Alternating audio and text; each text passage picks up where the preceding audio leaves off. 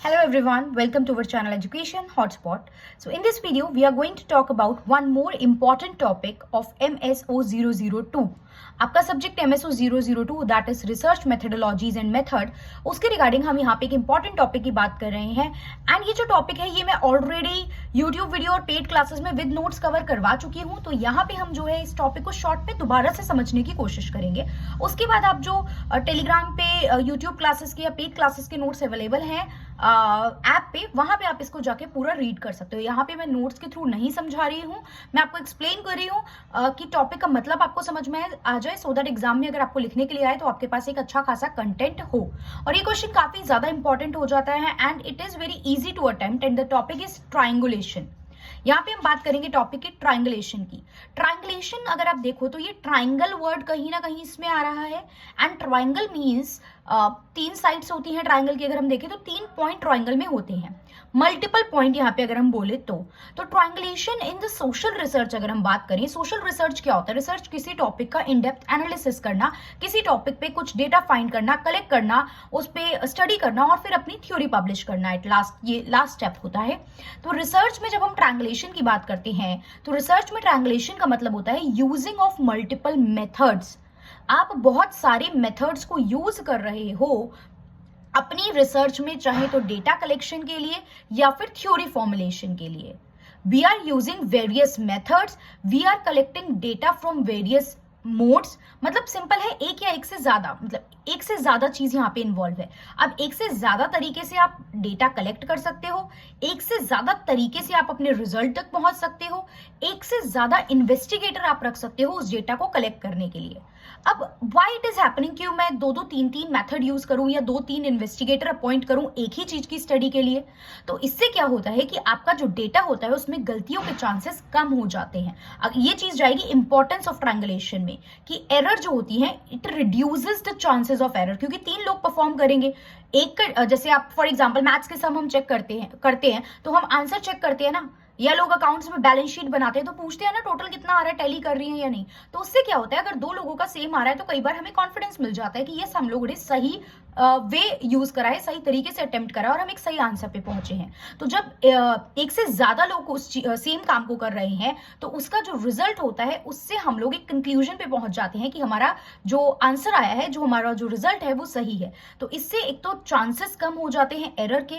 ये आपको क्या देता है? ये आपको एक एफिशिएंसी देता है, ये आपको एक कॉन्फिडेंस देता है कि जो चीज आप स्टडी कर रहे हो और जो थ्योरी आपने उससे कंक्लूड करी है वो एक्यूरेट है, right? Free from error, accurate है, एफिशिएंट है, बार बार सेम रिजल्ट दे रही है। अब ट्रायंगुलेशन कितने तरीके से, क्या क्या ट्रायंगुलेशन में हम बात करते हैं, टाइप्स बोल लो, मोड्स बोल लो ट्रायंगुलेशन के। तो एक होता है मेथड ट्रायंगुलेशन। सिंपल है, कुछ नहीं है, ट्रायंगुलेशन के साथ मेथड वर्ड लग गया, मतलब मैं डेटा को अलग अलग मेथड से जब प्रेजेंट कर रही हूं, उस डेटा के लिए जब मैं डिफरेंट मेथड्स यूज कर रही हूं तो वो कहलाएगा मेथड ट्रायंगुलेशन। वही नेक्स्ट हो जाता है डेटा ट्रायंगुलेशन।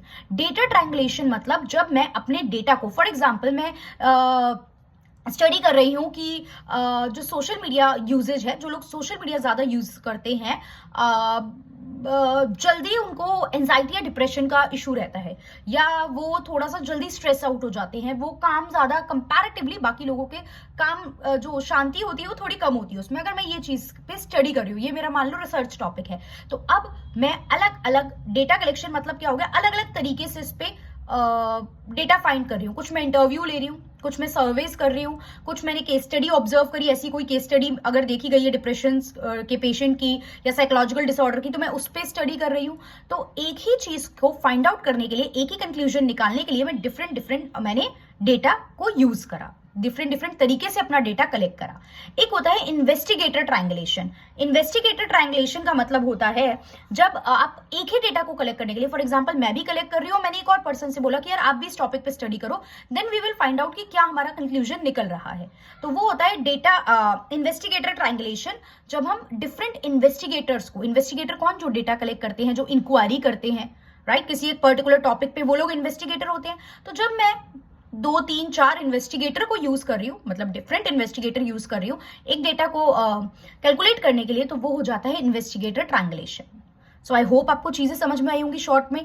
अब इतना सुन के आपके माइंड में इतना तो कंटेंट आ गया होगा कि आप 100-200 वर्ड तक एग्जाम में लिख सकते हो, और बाकी आपको 500 तक अगर अपनी रीच ले जानी है तो नोट्स में प्रेजेंट है, आप एक दो बार रीड करोगे तो आपके माइंड में और क्लैरिटी हो जाएगी। समझाने का इस शॉर्ट तरीके से पर्पज ही ये है कि आप कहीं से भी ये टॉपिक पढ़ो, चाहे मेरे नोट से पढ़ो, चाहे किसी और वीडियोस को देख के किसी और टीचर के नोट से पढ़ो, चाहे इग्नू की बुक से पढ़ो, चाहे नीरज पब्लिकेशन से पढ़ो, गली बाबा से पढ़ो, तो आपको एक अंडरस्टैंडिंग हो कि ये टॉपिक क्या था, अच्छा ये लिखा है, हाँ यही चीज है। तो ट्रायंगुलेशन शॉर्ट में दोबारा रिवाइज करते हैं। Triangulation means using of the different methods, अलग अलग मेथड्स को यूज करना to collect the data to find out the result. फायदा क्या है ट्रायंगुलेशन का अलग अलग मेथड यूज करने का? फायदा ये है कि एरर कम होगा, फायदा ये है कि जो रिजल्ट है वो एक्यूरेट होगा, एफिशिएंट होगा, उस पर हमारा कॉन्फिडेंस आ सकता है बिकॉज वो सेम रिजल्ट दे रहा है अगर सब लोग कलेक्ट कर रहे हैं तो। टाइप्स या मोड्स की बात करूं तो मेथड ट्रायंगुलेशन हो सकता है जब आप अलग अलग मेथड्स को यूज कर रहे हो। डेटा ट्रायंगुलेशन हो सकता है जब आप डेटा को कलेक्ट करने के लिए अलग अलग मेथड यूज कर रहे हो डेटा कलेक्शन के। इन्वेस्टिगेटर ट्रायंगुलेशन हो सकता है जब आप अलग अलग इन्वेस्टिगेटर्स को अपॉइंट कर रहे हो एक सिमिलर डेटा कलेक्ट करने के लिए। So this is the concept of triangulation जो आपसे MSO 002 सब्जेक्ट जो है उसके पेपर में पूछे जाने के काफी ज्यादा चांसेस है। Important question and again easy to do, कोई बहुत मुश्किल नहीं लगा होगा आपको सुन के समझने में, बस थोड़ा सा डेटा और इसका अपने पास इकट्ठा कर लो, कंटेंट रेडी कर लो, सो दैट आप एक बढ़िया सा आंसर एग्जाम में प्रेजेंट कर सको और 20 मार्क्स वहां से अटेन कर सको। 20 नहीं मिलेंगे, पूरे नहीं देते हैं, चलो मैक्सिमम जितने मिले 14, 15, 16 हम स्कोर कर सके उस आंसर में, इतना कंटेंट हमें लेके जाना है। मीनिंग से हमें स्टार्ट करना है, मीनिंग के बाद हमें इसके मोड्स या टाइप्स बताने हैं, उसके बाद ये व्हाई इट इज रिलेवेंट हो सकता है क्वेश्चन में पूछे, what do you explain the concept of triangulation या what do you mean by triangulation, explain its relevance in social research. Social research में इसकी क्या रिलेवेंस है, मतलब व्हाई इट इज इंपॉर्टेंट। तो इसीलिए इंपॉर्टेंट है कि हमारा डेटा एरर फ्री हो जाएगा, हमें कॉन्फिडेंस हो जाएगा हमारा रिजल्ट टाइम एंड प्लेस पे सेम रिजल्ट दे रहा है, एफिशिएंट डेटा रहेगा, एक्यूरेट रहेगा, तो ये सब हमारे फायदे हो जाते हैं इस पर्टिकुलर चीज के। तो relevance, importance, advantage is one in the same thing.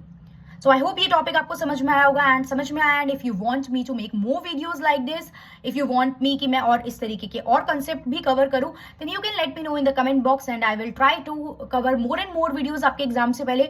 बाकी आप यूट्यूब की पुरानी अवेलेबल वीडियो देख सकते हैं, ऐप से पेड क्लासेस देख सकते हैं, हर जगह कंटेंट अवेलेबल है, आप अपने कंटेंट को अलग अलग प्लेटफॉर्म से कवर कर सकते हैं।